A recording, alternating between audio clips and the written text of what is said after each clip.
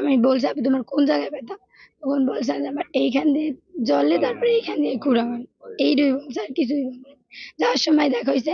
আর অ্যাম্বুলেন্সে যে সময় গেছি ওই সময় আমার অক্সিজেন দেওয়া ছিল, তখন ওই অক্সিজেন অবস্থায় আমার ডাক দিছে মারিয়ামো, এইটুকু বলে ডাক দিছে, আর পারিনি কিছু বলতে। তাহলে অ্যাম্বুলেন্স এনে দিছে। বাবার মৃত্যুর খবরে ভেঙে না পড়ে শোকের ভার বুকের ভেতর চেপে রেখেই এসএসসি পরীক্ষায় অংশ নিলেন কিশোরী মোসাম্মত মারিয়া আক্তার। বৃহস্পতিবার ভোর 5টার দিকে হঠাৎ হৃদরোগে আক্রান্ত হন গাবোয়া গ্রামের হাওলাদার বাড়ির বাসিন্দা মামুন হাওলাদার। পরিবারের সদস্যরা তাকে দ্রুত বরিশাল শের-ই-বাংলা মেডিকেল কলেজ হাসপাতালে নিয়ে গেলে কর্তব্যরত চিকিৎসক মৃত ঘোষণা করেন।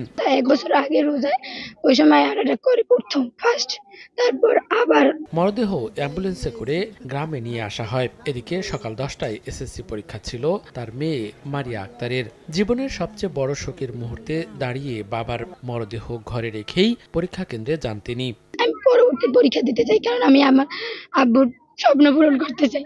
পরীক্ষা কেন্দ্রে পৌঁছেই চোখ মুছে উত্তরপত্রে কলম ধরেন মারিয়া আক্তার। সহপাঠীরা জানায় সে ছিল নিরুত্তাপ, কিন্তু তার চোখে ছিল গভীর যন্ত্রণা। আসলে এটা আমরা মেনে নিতে পারি নাই, কিন্তু বিধাতার নিয়ম, সবারই মৃত্যুবরণ করতে হবে।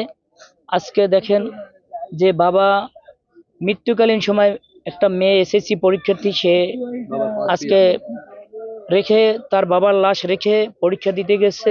এটা আসলে আমাদের সবারই মনে দাগ কেটেছে। মোসাম্মত মারিয়া আক্তার পটুয়াখালী সদর উপজেলার বদরপুর শহীদ স্মৃতি মাধ্যমিক বিদ্যালয়ের একজন শিক্ষার্থী। সময় সংবাদ, পটুয়াখালী।